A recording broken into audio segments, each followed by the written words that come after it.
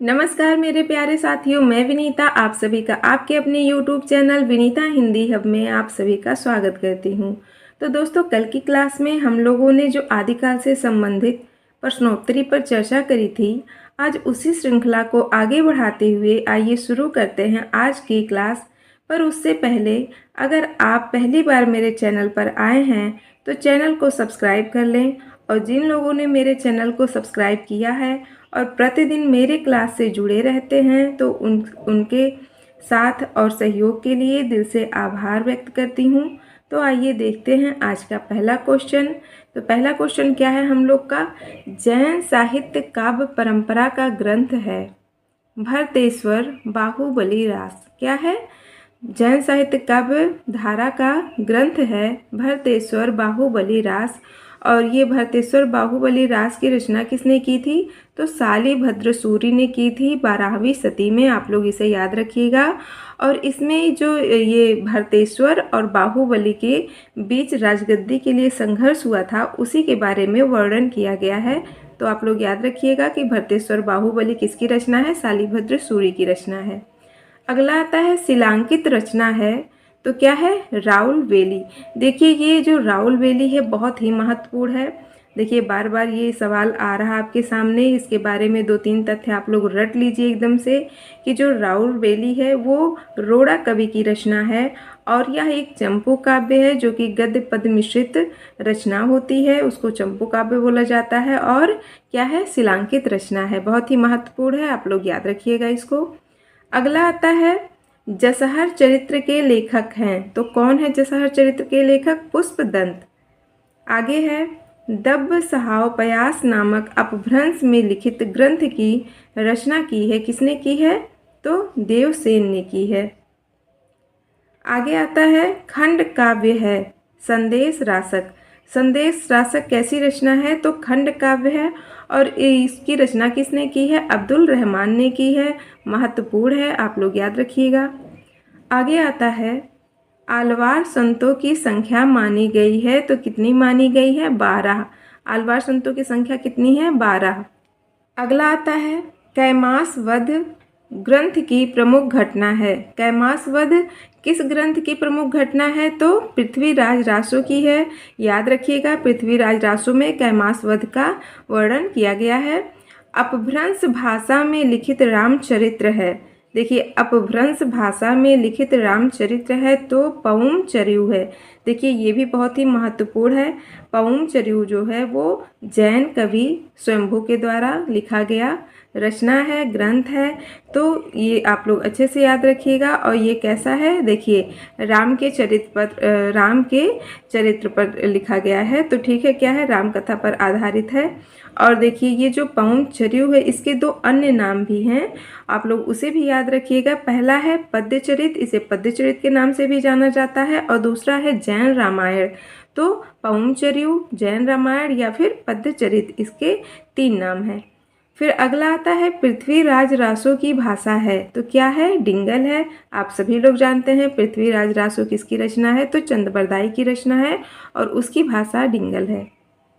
आगे है अपभ्रंश के प्रभाव से मुक्त हिंदी की रचना मानी जाती है। तो बीसल देव मानी जाती है। बीसल देव किसकी रचना है? तो नरपति नाल की रचना है। अगला है पंडिये सल सत्य बखाड़ई देहि बुद्ध बसंत न जाड़ई। यह काव्य पंक्ति किसकी है? तो यह सरहपात की पंक्ति है। आगे आता है वह ग्रंथ जिसमें आल्हा ऊदल नामक वीर सरदारों की वीरतापूर्ण लड़ाइयों का वर्णन है। तो परमाल रासो है। क्या है? वह ग्रंथ जिसमें आल्हा ऊदल नामक वीर सरदारों की वीरतापूर्वक लड़ाइयों का वर्णन किया गया है। तो परमाल रासो है। और परमाल रासो किसकी रचना है? तो जगनी की रचना है, आप लोग याद रखिएगा। अगला आता है डॉक्टर राम कुमार वर्मा ने अपने इतिहास ग्रंथ हिंदी साहित्य का आलोचनात्मक इतिहास में हिंदी का पहला कवि माना है। तो स्वयंभू ने माना है। देखिए, डॉक्टर राम कुमार वर्मा ने हिंदी का पहला कवि किसे माना है? स्वयंभू को माना है। नाथ साहित्य का आरंभकर्ता माना जाता है। किसे माना जाता है? गोरखनाथ को। गोरखनाथ को नाथ साहित्य का आरंभकर्ता माना जाता है। आगे आता है हिंदी का प्रथम महाकाव्य माना गया है। तो पृथ्वीराज रासो, इसके रचयिता चंद बरदाई हैं, आप सभी लोग जानते हैं उनको। फिर अगला आता है, प्रत्येक देश का साहित्य वहाँ की जनता की चित्तवृत्ति का संचित प्रतिबिंब होता है। यह कथन किसका है? तो यह कथन आचार्य रामचंद्र शुक्ल का है। और ये जो कथन दिया हुआ है इनका बहुत ही महत्वपूर्ण है और आप लोग इसे अच्छे से पढ़ लीजिएगा कि यह कथन किसका है? आचार्य रामचंद्र शुक्ल का है। आगे आता है, गोरी सोवे सेज पर मुख पर डारे केस, पंक्ति रचित है तो किसके द्वारा रचित है? अमीर खुसरो के द्वारा रचित है। आगे आता है, आदिकाल के कवि जिसने खड़ी बोली में रचना की है तो किसने की है? अमीर खुसरो ने। आदिकाल में खड़ी बोली में रचना किसने की है? तो अमीर खुसरो ने की है। अगला आता है, विद्यापति दरबारी कवि थे तो कीर्ति सिंह के दरबारी कवि थे। कौन? विद्यापति थे। सिद्धों तथा नाथों की सूची में उभयनिष्ठ हैं सरहपाद। देखिए, सरहपाद सिद्धों में और नाथों में दोनों में आते हैं। तो क्या है? सिद्धों तथा नाथों की सूची में उभयनिष्ठ कौन है? तो सरहपाद है। अगला आता है, आल्हा खंड नाम से प्रसिद्ध रचना है तो परमाल रासो है। और परमाल रासो मैंने पहले भी बताया कि जगनिक की रचना है, आप लोग इसे याद रखिएगा। अगला आता है, पृथ्वीराज चौहान के दरबारी कवि थे तो कौन थे? चंद बरदाई। आध्यात्मिक रंग के चश्मे आजकल बहुत सस्ते हो गए हैं। उन्हें चढ़ाकर जैसे कुछ लोगों ने गीत गोविंद के पदों को आध्यात्मिक संकेत बताया है, वैसे ही विद्यापति के इन पदों को भी। शुक्ल जी के उक्त कथन का आशय है तो क्या है? विद्यापति के पद अधिकतम श्रृंगार के ही हैं। तो देखिए, यहाँ से एक दो क्वेश्चन ऐसे आसानी से बन जाएगा। सबसे पहले तो ये जो पंक्ति दी है, ये जो कथन दिया गया है तो वो किसके द्वारा कहा गया है? तो आचार्य रामचंद्र शुक्ल के द्वारा कहा गया है। और किसके विषय में कहा गया है? तो विद्यापति के विषय में कहा गया है। महत्वपूर्ण कथन है, आप लोग याद रखिएगा इसको। अगला आता है, पहले जैसे गाथा या गाहा कहने से प्राकृत का बोध होता था, वैसे ही पीछे यहाँ डैश डैश दिया है, कहने से अपभ्रंश या लोक प्रचलित काव्य भाषा का बोध होने लगा। आचार्य शुक्ल के इस कथन के रिक्त स्थान में क्या होगा? तो दोहा या दूहा। तो क्या है कि जैसे पहले गाथा या गाहा कहने से किसका बोध होता था? तो प्राकृत का होता था।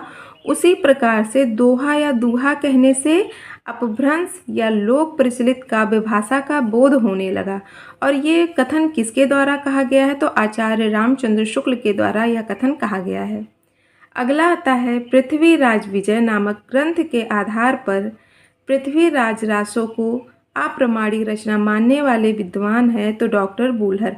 और देखिए, इनके अतिरिक्त और किन किन विद्वानों ने पृथ्वीराज रासो को अप्रामाणिक माना है तो आप लोग उसे भी याद रखिएगा। कौन कौन से विद्वान हैं? तो आचार्य रामचंद्र शुक्ल हैं, देवी प्रसाद हैं, कविराज श्यामल दास हैं, मुरारी दास हैं और गौरी शंकर हीराचंद ओझा जी हैं। और उनके साथ डॉक्टर बूल्हर भी हैं। तो आप लोग इसे याद रखिएगा, इतने लोग पृथ्वीराज रासो को अप्रामाणिक रचना मानते हैं। अगला आता है, गद्य पद्य मिश्रित चंपू काव्य की प्राचीनतम हिंदी कृति है तो राउरवेली है। मैंने आपको पहले भी बताया कि राउरवेली आप लोग अच्छे से रट लीजिए, इसका 3-4 जो तथ्य है उसको बढ़िया से पढ़ लीजिए, बहुत ही महत्वपूर्ण है। गद्य पद्य मिश्रित चंपू काव्य है और दूसरा इनके कवि रोड़ा कवि हैं और यह शिलांकित रचना है, आप लोग इसे ध्यान रखिएगा। फिर अगला आता है, गोरखनाथ की साधना पद्धति का नाम है तो हठ योग साधना है। आगे है, पाहुड़ दोहा ग्रंथ के रचनाकार थे तो राम सिंह।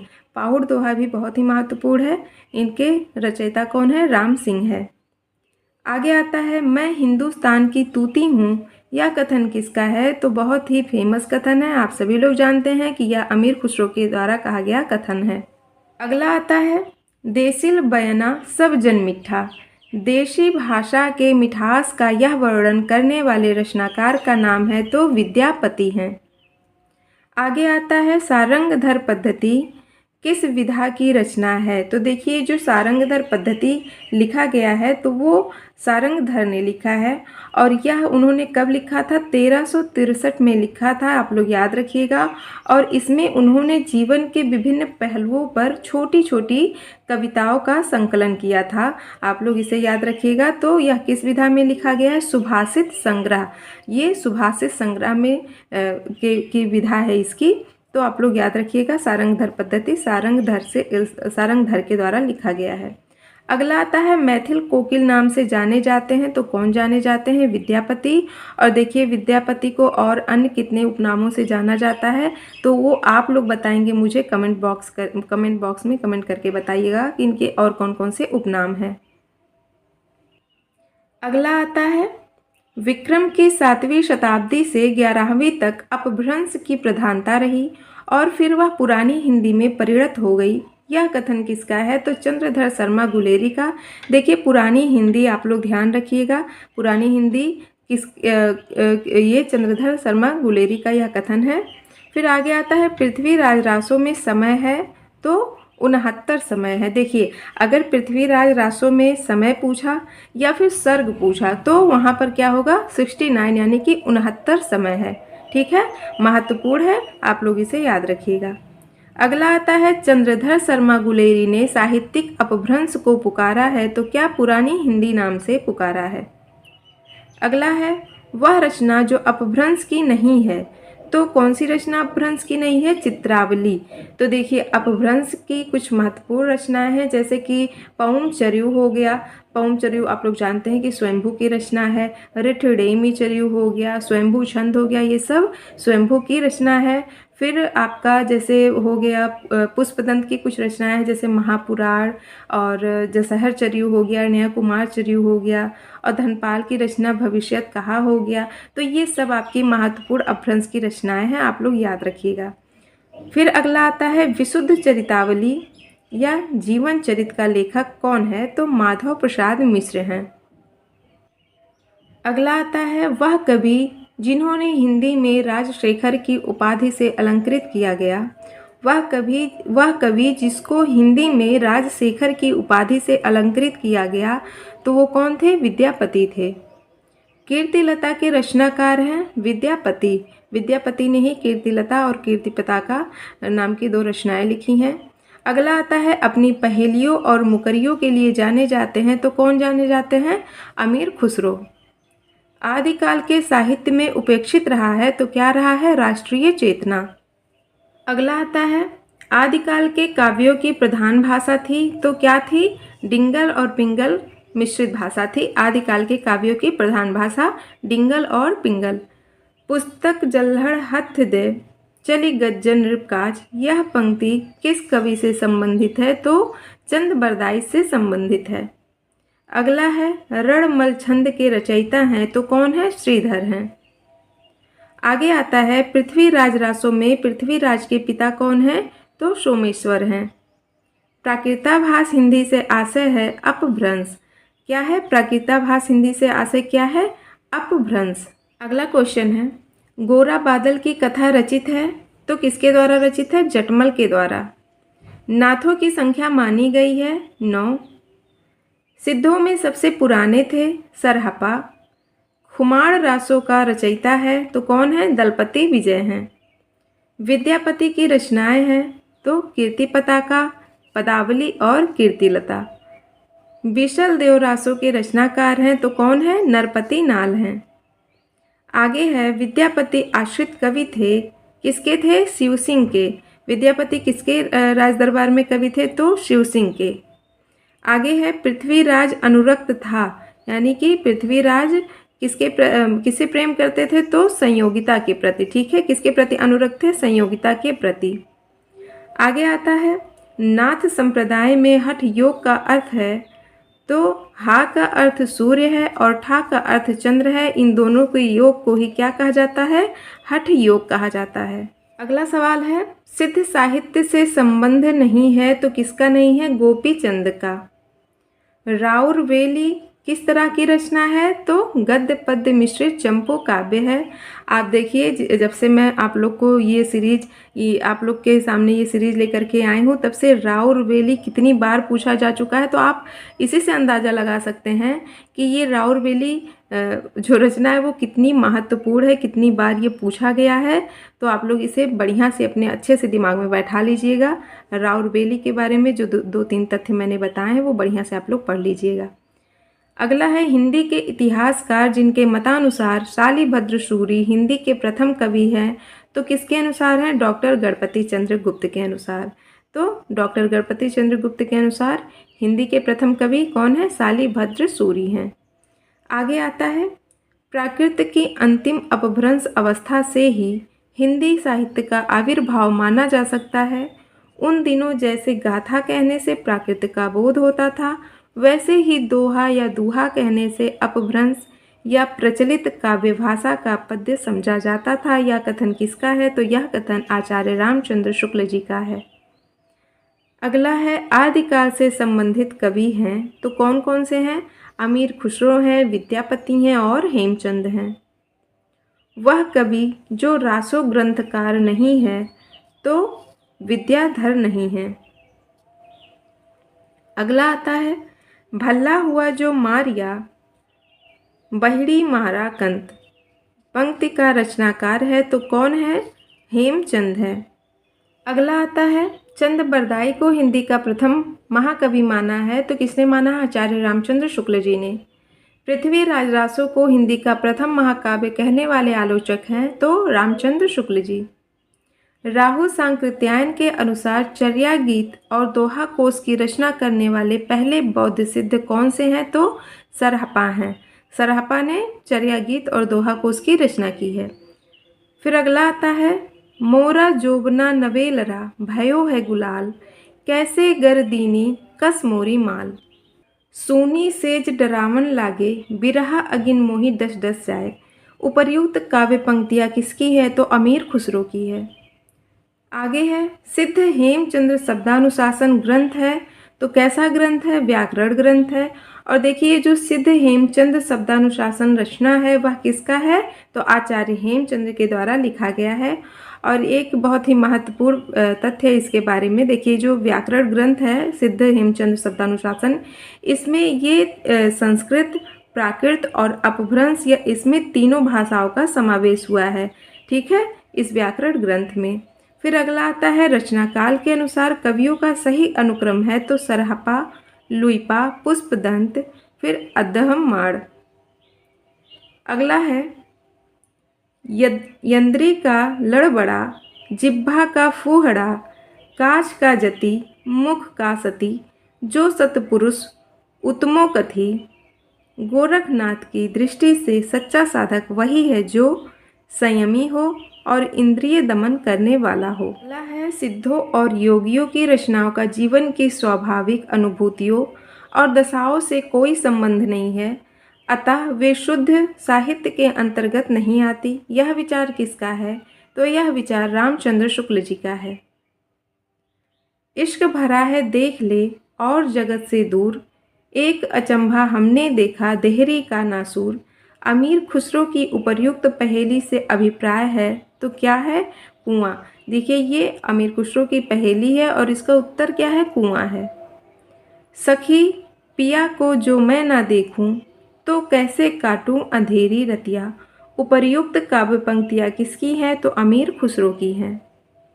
अगला है, अपभ्रंश के जो नमूने हमें पद्यों में मिलते हैं वे उस काव्य भाषा के हैं जो पुरानेपन के कारण बोलने की भाषा से कुछ अलग, बहुत दिनों तक आदिकाल के अंत क्या उसके कुछ पीछे तक पोथियों में चलती रही। उपर्युक्त कथन किसका है? तो यह आचार्य रामचंद्र शुक्ल के द्वारा कहा गया कथन है। अगला आता है, रासो काव्य जो नरपति नाल द्वारा रचित है तो क्या है? बीसल देव रासो। नाथ साहित्य की विशेषता नहीं है तो क्या है? रामायण तथा महाभारत से संबंधित कथाओं का साहित्य में समावेश, यह नाथ साहित्य की विशेषता नहीं है।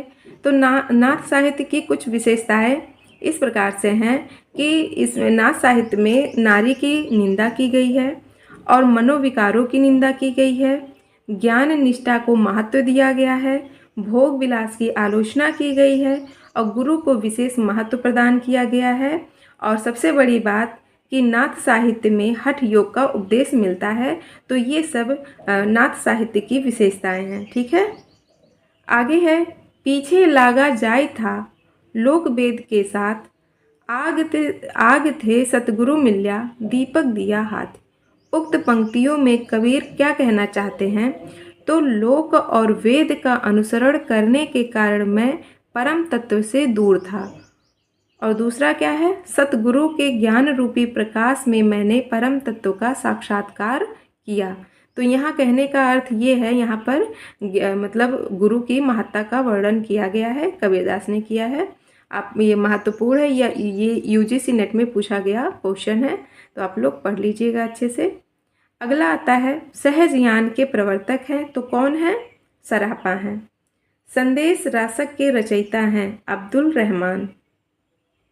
आगे आता है, विद्यापति की वह रचना जो अभी तक संपादित होकर प्रकाशित नहीं हुई है तो वह कीर्ति पताका है। आत्मबोध रचना किसकी है? तो गोरखनाथ की है। माधव हम परिणाम निराशा, यह काव्य पंक्ति किसकी है? विद्यापति की है। बौद्ध गान ओ दोहा का संपादन किया है तो किसने किया है?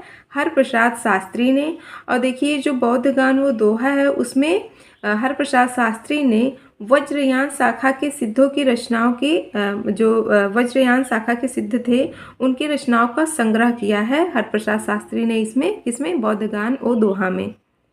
अगला है, सिद्ध कवियों द्वारा प्रयुक्त भाषा को कहा जाता है तो क्या कहा जाता है? संधा भाषा। रासो काव्य जिसका मूल वर्ड विषय वीर रस न होकर श्रृंगार रस है तो क्या है? बीसल देव रासो। आलखंड का दूसरा नाम है तो क्या है? परमाल रासो। परमाल रासो किसकी रचना है? तो जगनिक की रचना है। तो दोस्तों आज की क्लास यहाँ पर समाप्त होती है। अब हम लोग मिलते हैं कल की क्लास शाम 7 बजे, और जो आदिकाल के और प्रश्नोत्तरी बची हुई है वो हम लोग कल की क्लास में देखेंगे। और अगर वीडियो अच्छी लगी हो तो प्लीज़ वीडियो को शेयर करें और कमेंट में हमें ज़रूर बताएं। और एक और बात, इस समय मेरा गला ख़राब चल रहा है तो अगर रिकॉर्डिंग में आवाज़ अच्छी ना आए तो इसके लिए माफ़ कीजिएगा आप लोग। चलिए मिलते हैं अगली क्लास में, तब तक के लिए आज्ञा दीजिए। नमस्कार।